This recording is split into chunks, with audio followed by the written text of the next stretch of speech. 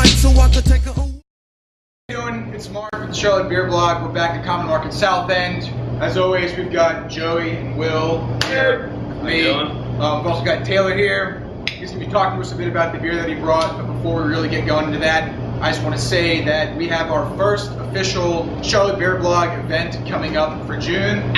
Yeah! We did it. So it's going to be June 9th, starting at 6:30 p.m. It's going to be at Noda and Birdsong Breweries to get it kicked off. They're going to have specialty beers there for everybody to be trying. Live music, cornhole, food truck, the whole deal. Cornhole! We're going to be going to Salute Beer Shop as well as Growler's Poorhouse and Jack Beagles. They're going to be doing specials on all North Carolina craft beer. So be excited, tell your friends. All the information's on our website, charlottebeerblog.com, and on Facebook. It's going to be in the bottom right corner of the video very shortly. So Taylor, take it away. Tell us what you brought here for us today. Well, we've got a vertical of Brooklyn Black Ops, and to wash that down, before we wash that down, actually we're going to have some chips from Dirk McGurk. He's our guest tonight, so Special guest. Keep him in mind as we're going through the beers. Again, tonight we're doing a 3-year vertical. Brooklyn Black Ops is an Imperial Stout from Brooklyn Brewery, Brooklyn, New York, and it's a very special beer. Because two things. It's aged in bourbon barrels for a minimum of 4 months, and then it is bottled, what you see here, flat. And then champagne yeast is added to each bottle, so it's re-fermented. So you have a lot of different flavors that are going on. You get oak, bourbon from the barrels, plus a little bit of a dry finish from the champagne yeast. Of course, it is a big Imperial Stout. As we go through, we may see different flavors that come up, some more pronounced than others in different years. We have no idea what it's going to taste like, but appreciate hanging out with our extremely corny video that may get drunk at the end. Yes, By this, hopefully. We hope so. we're going to be funny. It's going to be a good time. So, Will, explain to me a little bit about what a vertical is, because I don't know all that much about verticals. When you are getting beer, as you start a collection, if you start buying big beer, not all of it do you want to drink right away. You can. It's usually, I mean, the beer stands up if it's good fresh, but they can smooth out, get a little bit more mellow, and the ones that are higher in alcohol, that can mean a lot less alcohol burn coming from that beer. So you get to taste the other flavors more. So doing a vertical, you're just getting several different years, typically consecutive years, again 9, 10, 11, just so that you can taste how the beer evolves. Okay. Now it is going to be different year to year as well from a lot of breweries. For example, these all have different alcohol contents, and sometimes different additives are used in the process of making the beer. So you just get kind of a unique experience when you do this. You see how the brewery has progressed with their own beer. Okay, cool. Now, I know, Joe, you've told me a lot about some of the different verticals you have going on. I know you've got a pretty awesome cellar going on, so tell me a little bit about that. I think the cool thing about verticals is, like Will said, with the different ingredients, sometimes the barrels change from year to year, so it's fun to see what different barreling they use, or maybe a different strain of coffee. Sometimes the booze goes down. What I found, I like it fresh, so let's try out the vertical. Yeah, let's do it. All right, we're going to go ahead and get started on this. We're going to pour some out. We're going to get drinking. Dirt needs a little Black Ops. All right, well, this is the Brooklyn Black Ops 2009. Cheers. Cheers. Pretty typical for a barrel-aged beer with either wine or some sort of whiskey or bourbon in it. But Yeah, there's a lot of bourbon on the front marks, and it smooths out. It smooths out a lot. Yeah, I don't get because the anything bourbon on the back of the tongue is more just the sweetness.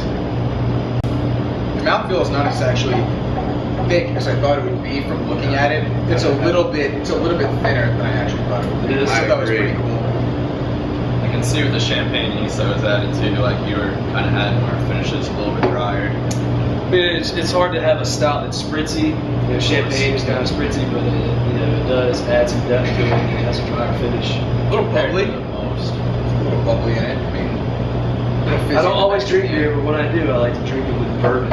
Jeez. Very nice.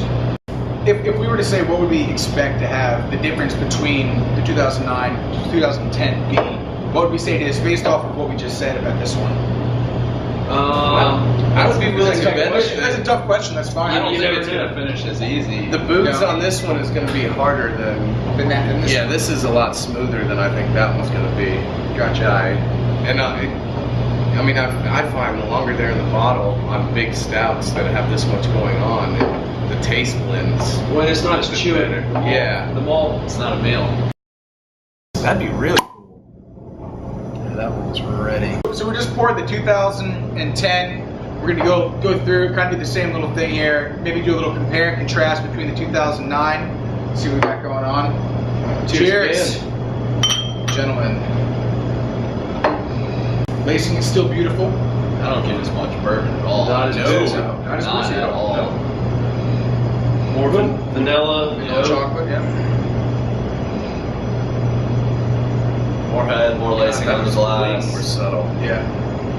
All right, I'm gonna go for it. Hey. Go for it. I already Go did for as it. soon as I had it in front of me. I was like, oh. This is actually a much better beer than the 2009, in my opinion. I think it's less boozy. It's for as big as this, it's fairly balanced, and I like that the champagne yeast, the dryness comes through a little The bit more. finish is sharp. Very sharp. I agree. This is That's very, excellent. very nice. Much better than 09. Which is still really good. For all of you out there that have a 2009 bottle of Brooklyn Black Ops, please mail it to 1121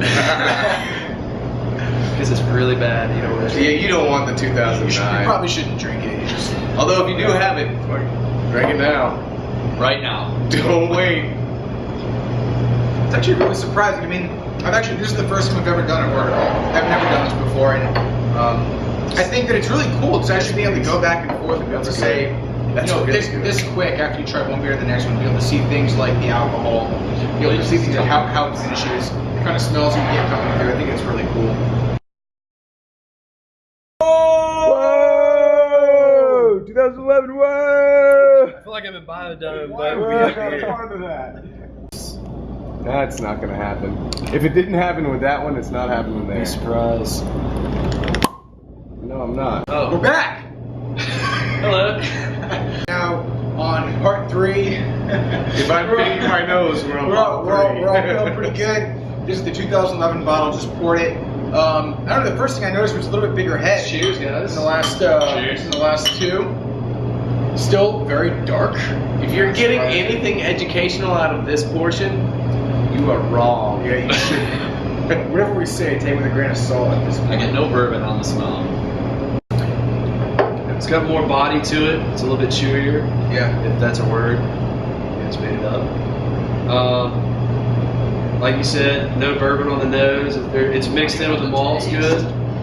Dude, I gotta say, going down the line, the Lemon's bourbon's the gotten smoothest less. Bourbon- they bourbon's gone down, yeah. they just let it go a little bit. You can I don't edit know. that out too, Mark. If any of you out there know why the 2009, the oldest one, would have more of a pronounced bourbon flavor, taste, aroma, Let us know, Garrett. Mr. Oliver. Oh yeah. Serious street cred. What the? If you guys have any information for us, let us know what you think. We'd love to hear from you. Thanks. Cheers from Common Market South End See you and soon. Charlotte Beer Blog.